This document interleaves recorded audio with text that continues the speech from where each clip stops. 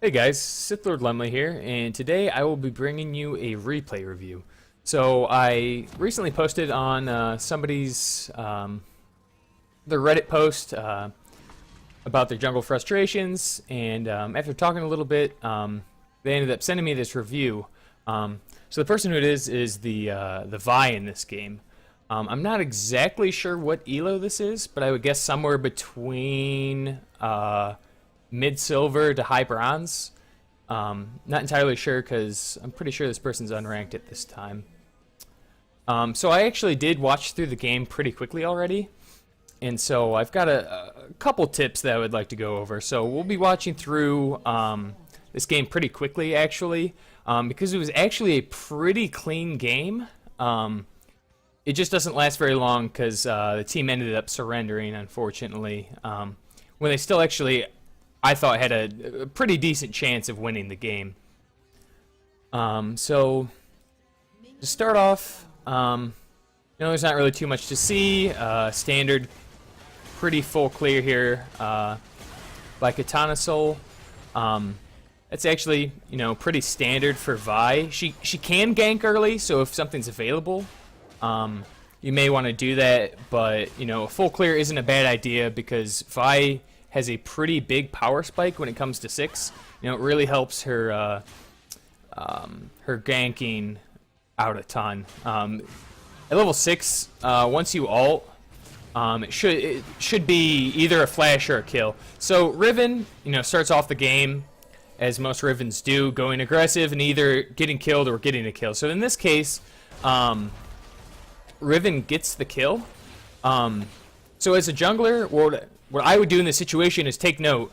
My mid laner, just obviously just dominate them. They're already pretty in control of their lane, and it's Riven. Riven snowballs super hard. So for me, I would put a check mark that Riven is probably going to get some of my attention, so I ensure she continues to snowball. But Katana here continues the clear. Nothing, no big issues here. Pretty standard stuff. So yeah, so full clear, it's a good idea. Starts heading top. I'm guessing you just want to be in the area in case J4 really needed him. And so Shyvana, it seems, noticed that, Riven's probably going to be the problem. So I missed the gank by the Shyvana. So, yep, Shyvana just runs in behind the Riven. Riven was too over-aggressive, didn't have either side of her river warded, so it's kind of on the Riven's fault, but that was a really good gank by the Shyvana. She definitely was doing the right thing. That as soon as possible, you want to shut down the Riven so that she can't completely hard carry the game. But yeah, this is good by Katana. You definitely want to hold the wave. If your laner's not there or they're dead, you want to hold the wave and soak up that experience. Since experience is so hard to come by in the jungle, anytime there's an opportunity for free XP or gold, it's definitely good to get.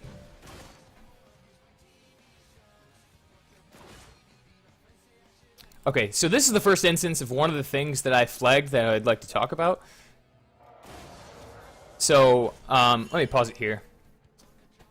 So Katana took a really good route, came through the tri-bush, and is completely behind him. They're overextended. They've got no vision. They're pretty much SOL at this point.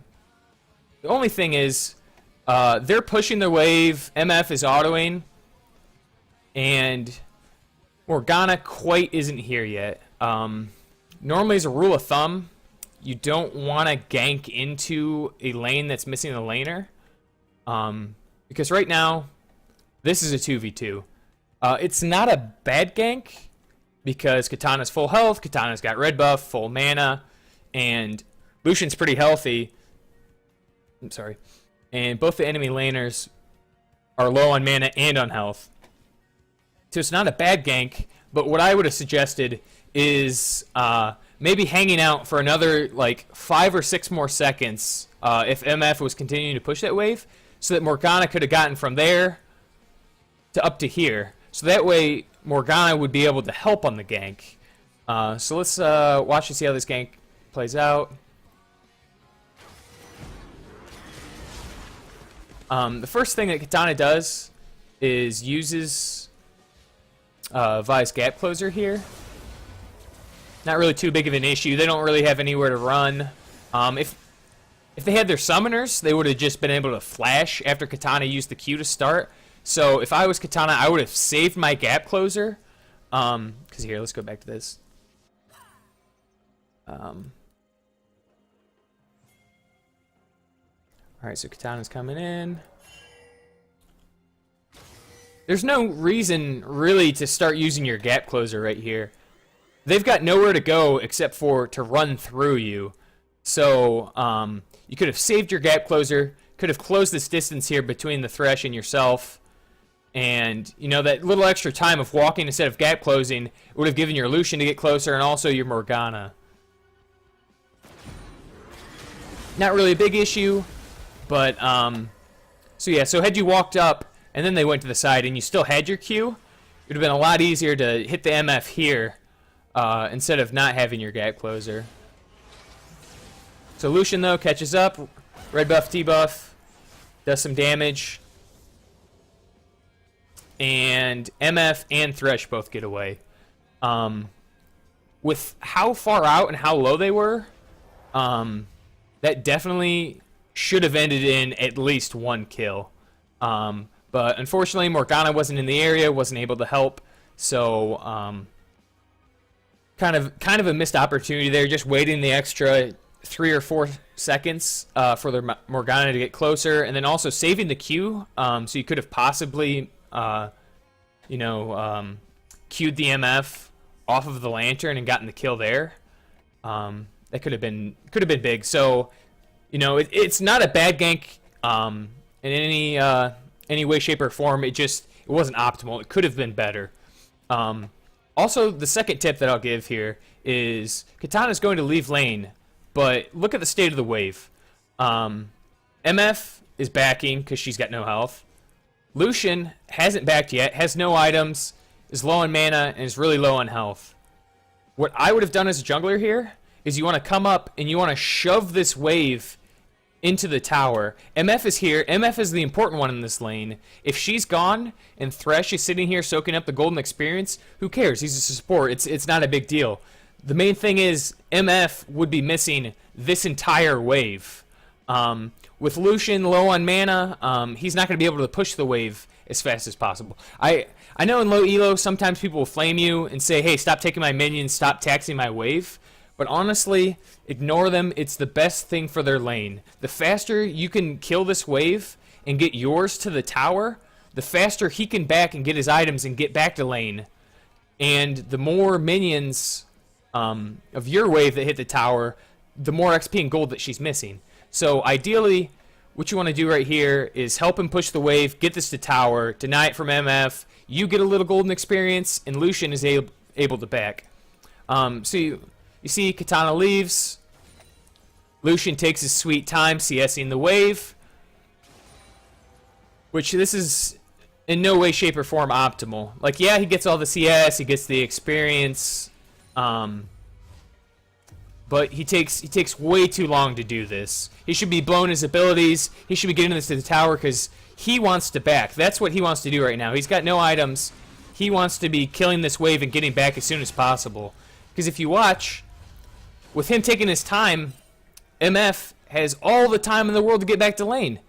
Look how many minions have died to the tower. None. A couple of them have died or are going to die to the minion wave. But none of them have died to the tower, so MF died, yes? But she's not missing out on anything. So pretty much... Wait, no, she didn't even die. So, literally forcing her back after not getting a kill and then not pushing the wave to the turret, MF is pretty much not getting punished at all. She's missing, what, 1 minion here,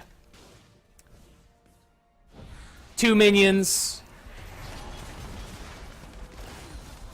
She literally missed 2 minions from that gank, is all she missed. And that's literally just because nobody pushed you to the turret quick enough. So she's got this big wave here, but it's not a big deal because she's here to CS it. So now Lucian, who should already be back to lane by now, he should have pushed it and backed. Now he's going to spend time backing it, and MF is going to have all the time in the world to CS the wave and do with it whatever she will. So, I highly recommend, if the wave is close and you know the laner has to back, shove into the wave as soon as possible, soaking up the XP, getting the gold, and denying it from the enemy laner. Because instead of being behind this entire wave, MF only missed 2 minions, and so that big opportunity missed there. You know, it seems like such a small thing, but it's really not. If she misses a wave there, you know, this whole wave could be a level. So when Lucian gets back, had he backed at the right time, he could be coming back to lane at level 6, and she would still be level 5. He's got a level advantage. He has her ult. She doesn't have her ult. He could go hard in 1v1 and get a kill easy when, you know, she's probably going to be 6 and he's going to be walking back at level 5. So just that one simple thing, you know, could have really affected the lane a lot. So let's look at this Riven. She's 1-1 right now because she died to the gank. But she's doing a good job. Couple pings because they saw Shyvana. Not sure how they saw Shyvana.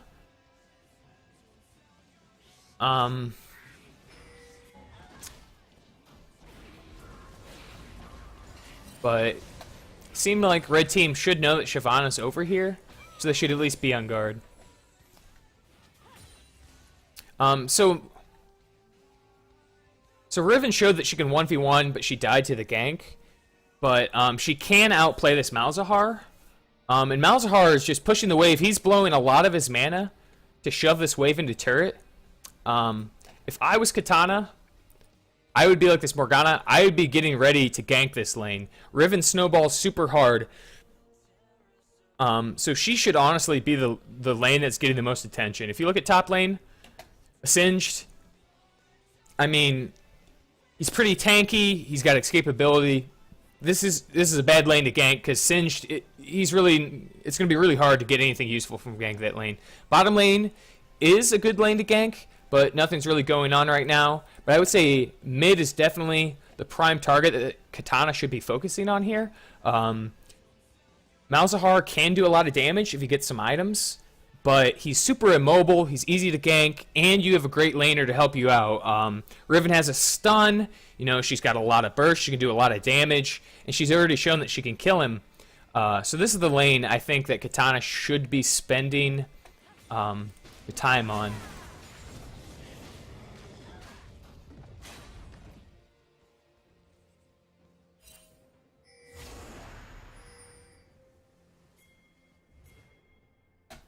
Alright, so they're pinging it. They're going to gank the Malzahar. Morgana hits an excellent bind.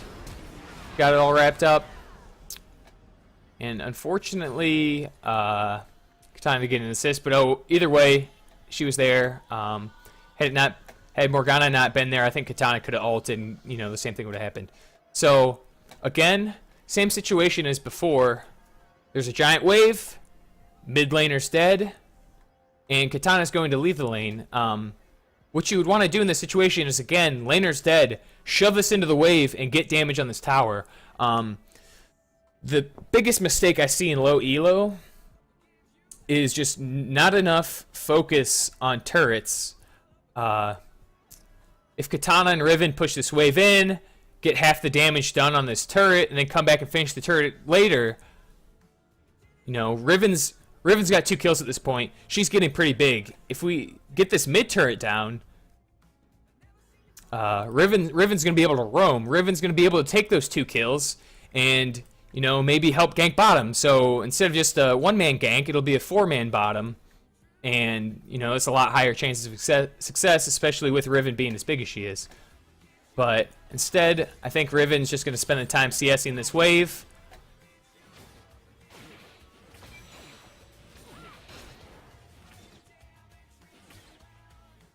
And missing most of it. But then instead of putting damage on this turret here, Riven, for whatever reason, you know, leaves the turret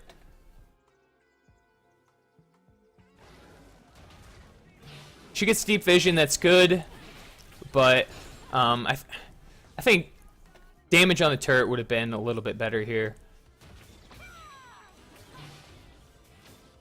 But, you know, denying the jungler red buff definitely isn't a bad option. Alright. Alright, so leaving base, look at this from Katana's perspective. Top's completely empty. There's one camp on bottom. Mid lane's backing. Neither of the top laners are in lane. So ideally, the only place for Katana to go is bottom lane. Bottom lane's starting to push in. You know, waves are pretty even. Health and mana's pretty even. Your lane has enough of both to be able to help you. So if I was Katana, I would be booking it for bottom lane.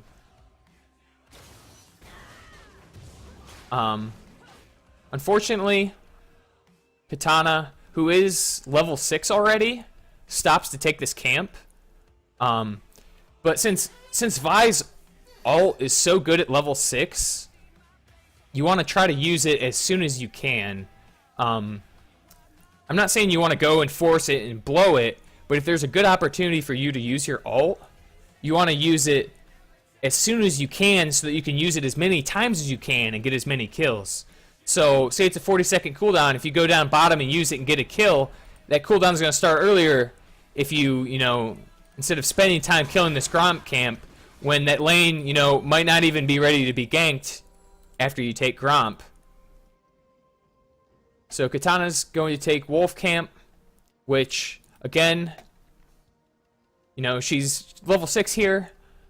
I'm going to say she because it's Vi, so I'm not actually sure what Katana's sex is. But mid lane, pushing in.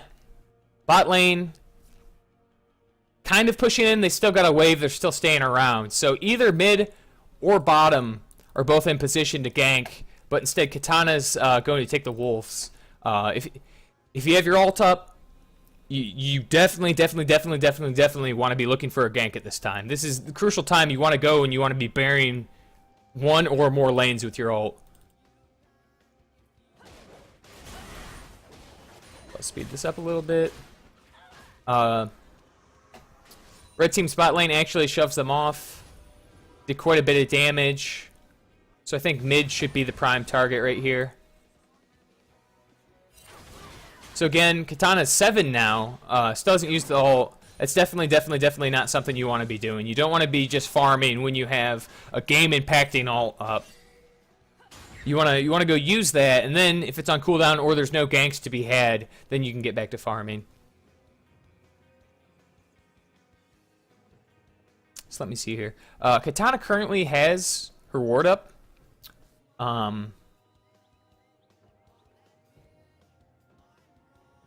Let's see. Bottom lane's not ready to be ganked. Shyvana's down here. If I was Katana, I would be getting a ward either here or over here so that you could see Shyvana to see where she's moving next. Kind of spends a little bit of time waiting for mid to get ready, which tends to be a good call. But all I was saying about that is if you're not going to be ganking, you want to at least be using, you know, doing something useful with your time. Dropping a ward here just kind of keeps tab on Shyvana so your lanes know where she's at. So you can just kind of keep track of her, because if you can see where she is, you know where she isn't. And also, you know, if she's not on this ward that you placed, you know that, you know, she might be on the top side if you can't see her on the bot side. So just getting deep wards in the enemy jungle is definitely a good use of your time if your lanes are pressed and there's nothing to farm. Alright, so Katana's coming in for a gank here. Hits the Q, hits the ult. Boom, great kill. Now again, Katana's leaving instead of trying to push this wave in. She helps the Riven push the wave in. Wave's gonna hit the turret faster. It's already got about, say, 1/5 of the damage done. You know, you could get a little bit more damage on it. Had, you know, we shoved it in earlier and got another 1/5, it could be, you know, close to about half health already missing from it.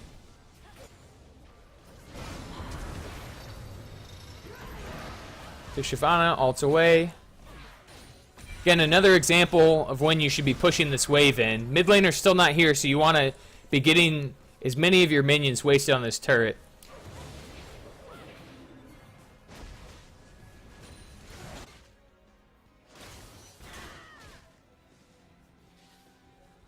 So you see right here, Katana's going to take the Scuttle Crab. Still has the ward up. I think Vision's seriously undervalued in low elo. You can see the Shyvana now, but once she backs, you're not going to really know where she is. So while coming up here to take Scuttle Crab, it would have been really useful to just take this ward, plop it right here in Shyvana's jungle. That way you can see if she goes to Gromp, you can see if she goes to blue, you can see if she's running through this lane to go gank top. There's a lot of things that you can see. And it sees, every camp except for wolves on this side of the jungle. So if you don't see her over here, you can either assume she's at wolf, or she's on the bottom side of the map, so you can, so your team at least knows to be a little more careful if they can't see her. Also,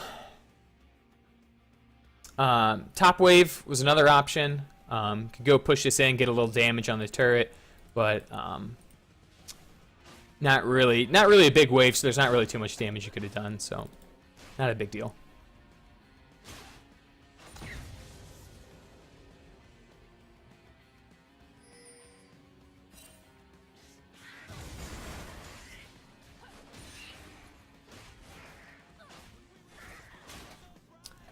Alright, so Katana's going back to farming, not a big deal. Bottom lane, this MF has been pretty aggressive all game. It seems like red side's still winning a lot of the trades, even though blue side's pushing in. So that's another definite sign that that's a good lane to gank. If your team's holding their own and the enemy team is just using their abilities to nuke the wave, that's a perfect situation for a jungler. Because your team's stronger, so they can help you fight when you gank, and they're always going to be in position if they're pushing the wave into the enemy turret. So Katana hasn't had any bad ganks whatsoever. I just think that maybe a little more focus after 6 should have been put on ganking and a little less on farming. Vi's a great ganker, especially with her ult. So, once you hit 6, once you hit that power spike, you want to spend as much time affecting lanes as you can instead of just trying to farm up.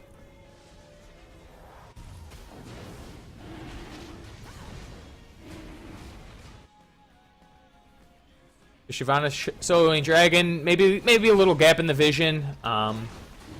Both the lanes are pushed though, so not really too much you can do if you don't have a ward there. Shyvana's safe to take that dragon because either of the lanes could have collapsed. Alright, so this is another situation. So Katana's got her ult back up. Mid's starting to push in. Bottom, I guess the tower is gone and they're looking to back. But mid lane is starting to push in again. It's at the Riven's tower. Malzahar is super immobile. You've got your ult up. I think Katana should be booking for mid lane to try to get the ult off on Malzahar. Riven's 3-1 right now. She can do more than enough to be able to help out on that gank. So there's not really any worry there. So let's see how this plays out.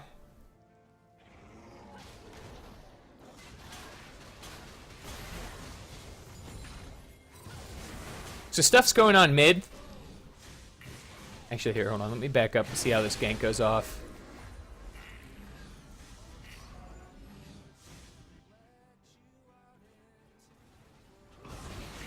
Alright, so Riven goes pretty aggro. She gets ulted.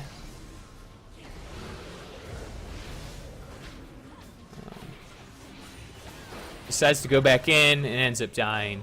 Had Katana been there, could have been prevented. Not blaming her for that, but with the wave pushing in and her ult up and bottom lane backed, I think mid was a lot better idea to go and gank than these 3 camps. Because as a jungler, since XP and gold are so scarce, it's not normally your job to hard carry unless you're playing a champ specifically made to hard carry. So if you have the option of taking 2 camps and making yourself a little bit stronger, or ganking a lane and making your laner a lot stronger, someone who's not starved, you know, it's always better to be a little bit under-farmed, but to have your laners to be super strong, because if your laner's super strong, you know, they can do what Shyvana did, push both their waves in, you know, and she gets a free dragon.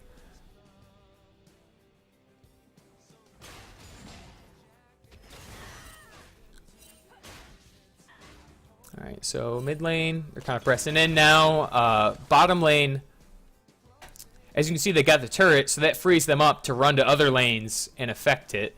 You know, had a little more pressure been applied mid and this tower had been taken, you know, it would be reversed. The red team, the Riven, would be able to roam, and the Riven would be the one probably stomping in bottom lane, and there'd be 4 people down here instead of 4 people mid. Since they got that early tower. So this is an example of why early towers are so important. You know, Lucian, not really sure why he's down here. There's not really any wave for him to farm, and they're putting pressure mid, so this Lucian should probably be mid instead of just standing here when the wave's this far away from him. But yeah, so what I was saying, this is an example of why early towers are so important. Bottom lane's tower's gone. So, you know, they're free to go mid and start putting pressure on mid tower.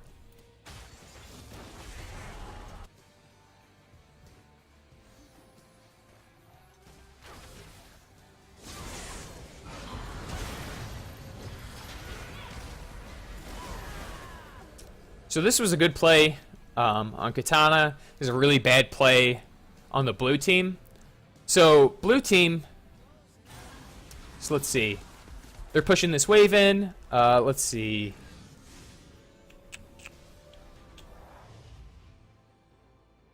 MF does have a trinket up.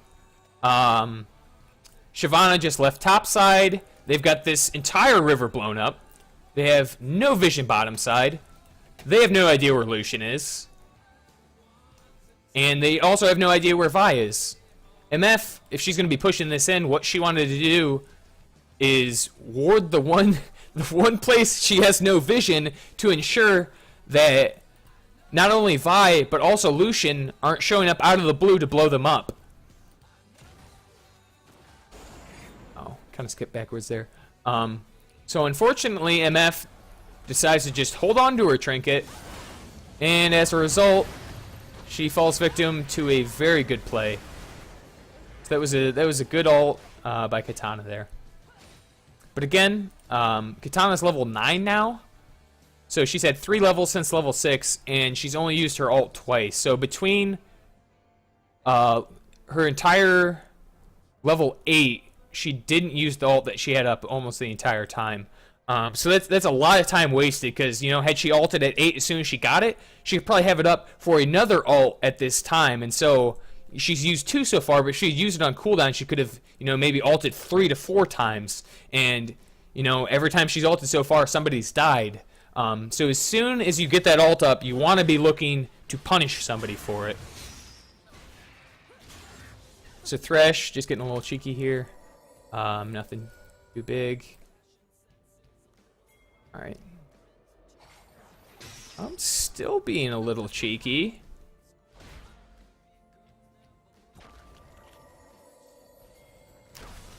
Alright, so before this happened, when they were mid lane, you know, Shyvana, after the fight mid, exited the lane top. So the red team should know that Shyvana's at least on the top side. While walking up here, they saw the Thresh hook them. So you know at least Thresh and Singed are in the area, and that Shyvana's at least on this side of the map so she can respond. So going into this, red should know this is going to be a 3-on-3 fight. I don't know if they've seen the Shyvana yet. You see the Fog of War. So yeah, the red team can see Shyvana, so they know this is a 3-on-3 coming into this. see how this plays out. So Singe is already cut off, so there's really no reason to use the Q there. You know, it's Vi's only dash. So if you use it early, if things go south, you don't have an escape from the fight, and if he gets away from you, you know, you can't get to him any longer, and he's got all this, I don't know, poison here to slow you down. So you want to hold on to your gap closer because it's really important.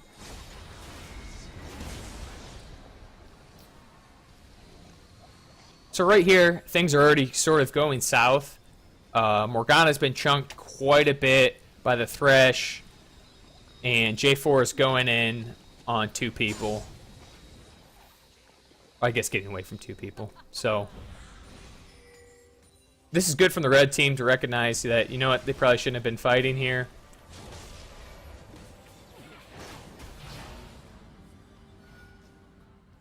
Riven roams up, but there's not really a lot going on.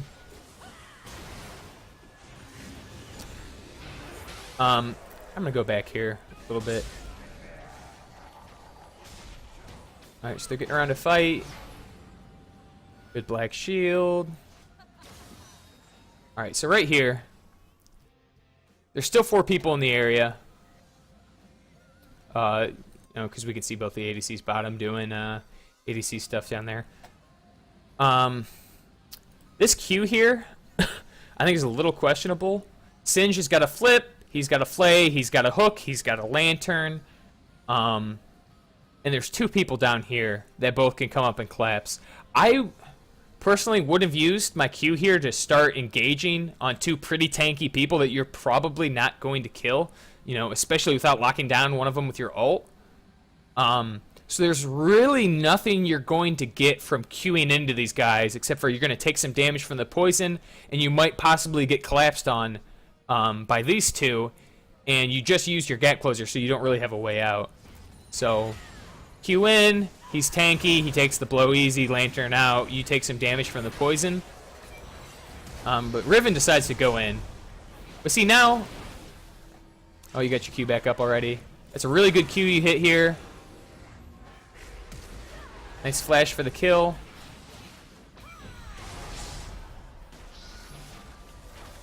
All right.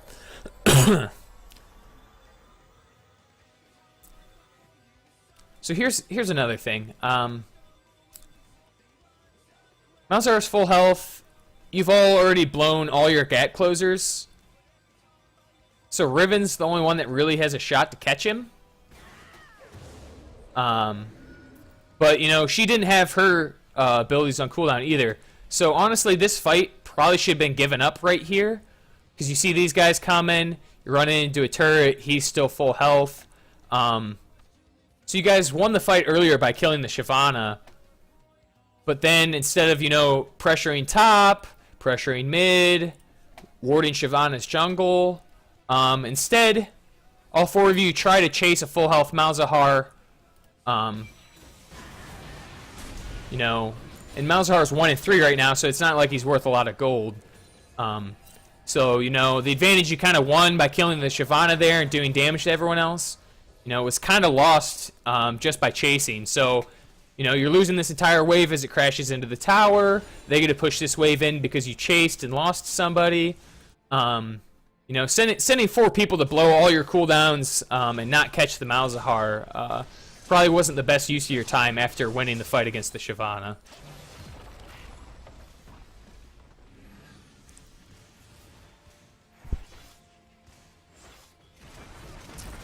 Riven just chooses a really poor place to back. I have a couple of friends who actually also do this. They just decide to back random places. If you're low health and there's any chance of somebody killing you, take the extra 5 seconds to back here instead of here. It's really such a simple thing, and you know, would have saved Riven a death. So it was a really unwarranted death on the Riven's part. But all right, let's get back to it. So as you see, blue here is kind of doing what red team hasn't been doing, and they know the mid laner's dead. They know a bunch of people just backed. So what they're doing is they're pushing as many waves into this tower and getting as much damage to this tower as possible. Again, You know, Lucian's just been dancing around bottom doing whatever. But these MF and Thresh, they've been able to run around and affect fights because they got this early turret so far. So red team's been kind of fighting with one hand tied behind their back because they haven't had Lucian this whole time. You know, he's been building up a little bit of a CS lead, but MF's been, you know, getting towers with their team, which is definitely a lot better for the entire team. Yeah, she might be a little weaker than Lucian, but you know what? Her team is stronger than Lucian's been getting his team with his time he's been spending. So blue team here doing an excellent job pushing this tower in. Lucian spent too much time bottom. He should have been up here a little bit earlier. Katana maybe should have been here a little earlier too to clear this wave. But instead, everyone rotates too slow, and blue team does an excellent job of getting that turret. Red team was, you know, they just had their support to clear the wave. You know, she's not going to do it very fast. So yeah, so blue team did an excellent job putting pressure and getting that once they knew the mid laner was dead. So honestly, I think red team with the, you know, 3 deaths on the Malzahar, you know, they could have done that, you know, 2 minutes ago. They could have had this tower down if every time they killed Malzahar, they just started pressuring the turret. But, you know, it's still a, you know, maybe a fourth of health gone, maybe. And the mid laners died 3 times. I think there's absolutely no excuse for that. Riven's got 3 kills, Vi's got 5 kills. You know, they both spent a decent amount of time mid. This tower should be gone. There's no reason with, you know, 5 kills between the 2 and 3 deaths on the mid laner that this tower shouldn't have been hammered out by now.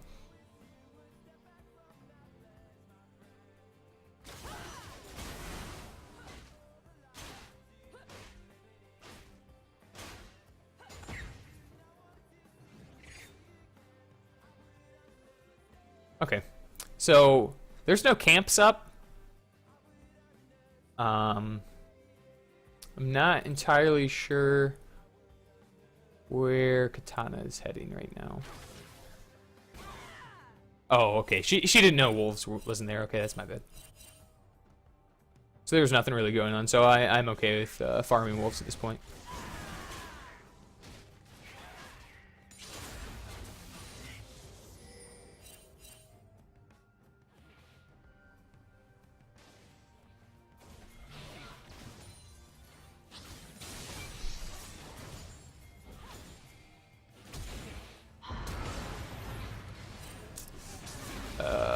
Interesting flash ult from Morgana.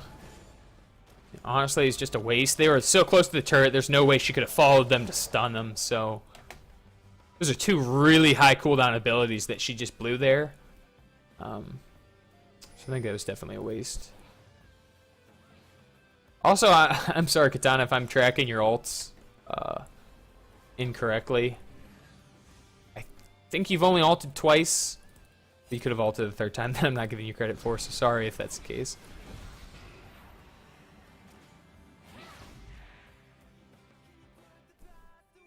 Okay.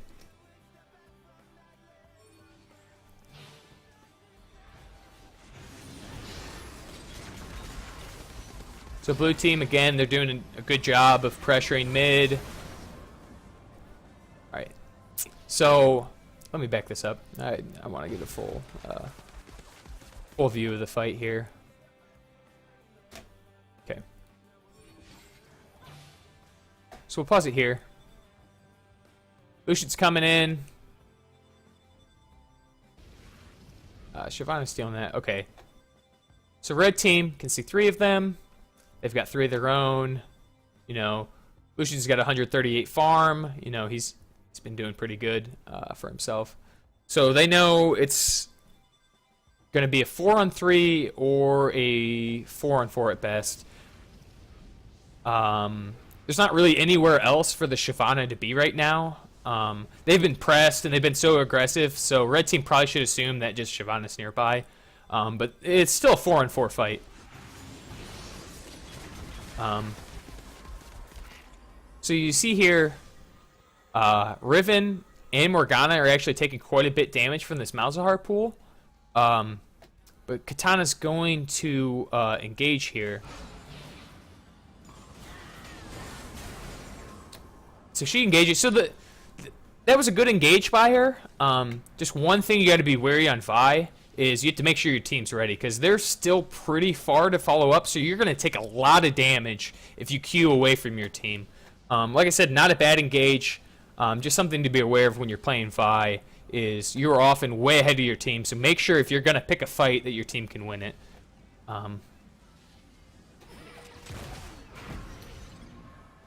Yeah, so as you can see, all three, or at least these two, are kind of hammering Katana so far away the team. They're running away to stay away from these three, but to also keep hammering Katana here. So my main issue with this fight here is, if you look at Thresh's health, like, yeah, this is after he got ulted, but he was already pretty low to begin with. Using a high impact ult like that on Thresh probably wasn't the best choice. These two are still over here. They do a ton more damage than Thresh. Yeah, you can pick the Thresh out a little bit and get the kill, but the thing is, to get the kill, you've just used your Q, you've just used your ult, and now you don't have those abilities. And also, Thresh did good on this ult to drop that there. So the team comes up and starts putting some damage on this MF. To my point earlier, had Vi right here ulted the MF instead of the Thresh, MF would be dead by now. The team would have been able to catch up and just blow the MF up. So Thresh, who's no health, would have had to have run away. Malzahar, if he stays and fights, Riven, after they're done nuking the MF, it'd be, 4 of them, Thresh is gone, MF's gone. It'd been 4-on-1. Malzahar would have exited to his turret and just been gone. But instead, time was spent and abilities were blown to kill the Thresh, who's not really doing a lot of damage. MF and Malzahar were able to create some distance so they can put some damage down on the rest of the team. So just a lot of damage was taken. When I think if it was properly engaged on early enough on the two actual damage carries, this fight could have gone a lot smoother. There would have been a lot less damage. I think actually Malzahar is probably the best choice to ult in this fight, but MF would have been a good choice too. So since all the abilities have already been blown, killing Thresh, Shyvana gets a free chance to come in and just, clean up the back line. So it's good on J4's ult to get the Shyvana killed, but you know what? At the end of the day, definitely wasn't worth it. He also shouldn't have walked back in. There's no way he's gonna fight through the Singed poison to be able to kill either of these guys. So yeah, I'll take it back and run through the fight quickly again. I think this is the main turning point of the game. If you look at the gold before this fight starts, 30.6 to 29.3. It's a little bit of a gold lead, but not really a huge one. Yeah, I'll go back another one, sorry.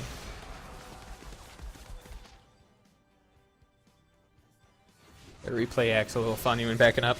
Okay, so red team wants to engage this fight. They go in, they hit the Thresh. Right here, Malzahar is in range for an ult. After queuing in, these are your primary targets. These are who you want to kill. If it's 3v4, you want to engage and get to the threats as soon as possible instead of spending time on the Thresh. He is pretty low, but you know what? He's not going to have a big impact in the fight. And also, you want to end this fight. You want to kill a carry. You want to end the fight as quick as possible. The longer the fight this drags out, the more time Singed has to TP in, and the more time Shyvana has to run over and help.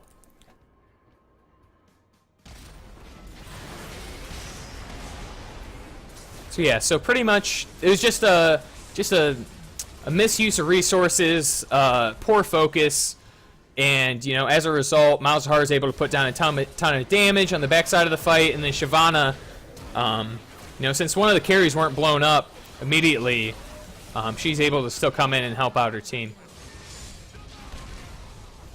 And so you see how this ends. So yeah, I think that would have been a completely different fight if after queuing the Thresh, Katana would have just ulted the Malzahar that was right there. Malzahar gets blown up. Her team doesn't take as much damage. MF has to get out. Thresh has no health from the Q, so he's got to leave. So Shyvana can't come in for the cleanup.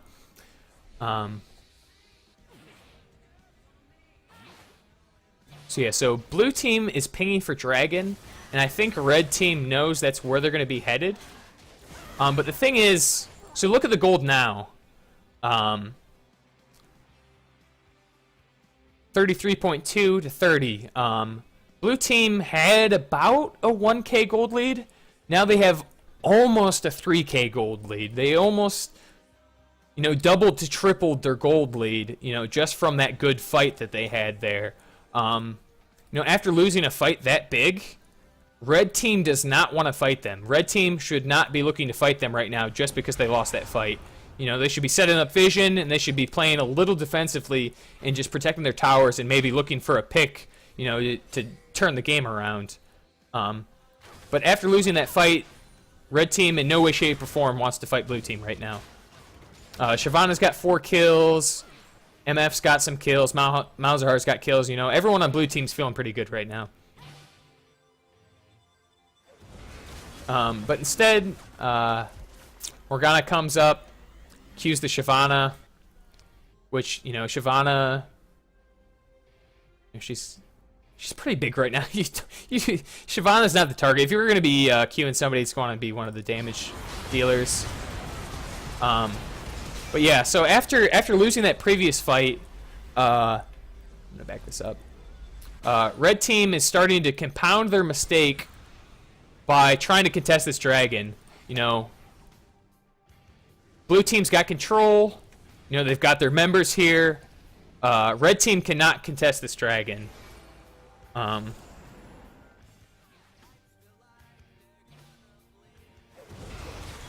yeah, so just a misstep here.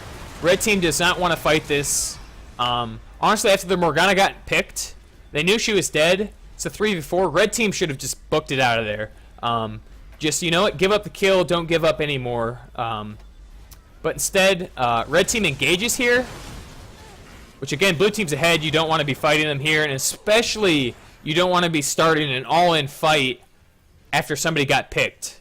That's another huge mistake that I see in low elo is, your support, who's 1 in 5 right now, gets caught out, and 2 or 3 other members go in and try to save them. The support's worth nothing. Let the support die, back off, play defensively, protect your turrets, and just let them respawn. But instead, red team tries to engage there, and you know what? 2 others end up dying for Morgana's mistake. And regardless, in the end,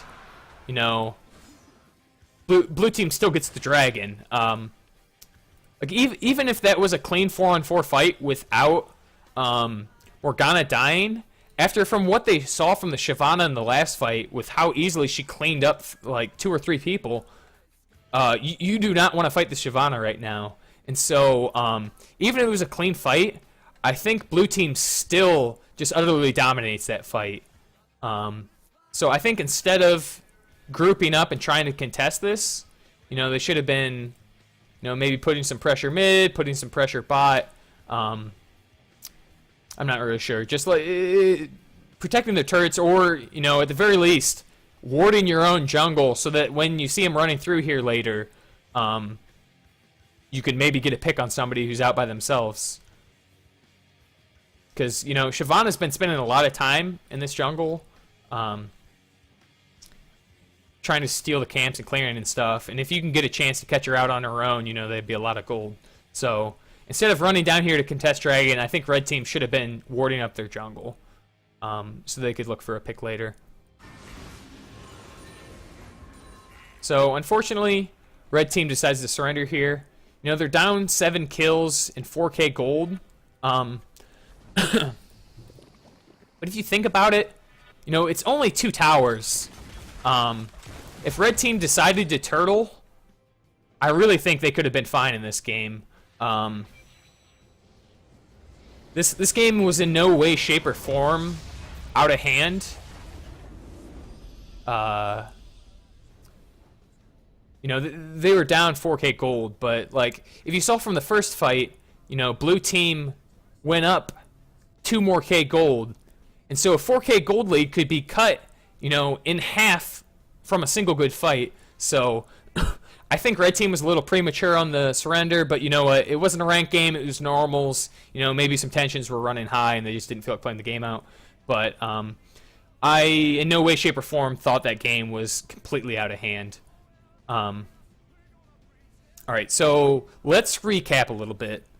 Main thing I stressed, I feel like, was get pressure on turrets. Red team had a lot of early kills, but they didn't get a single turret the entire game.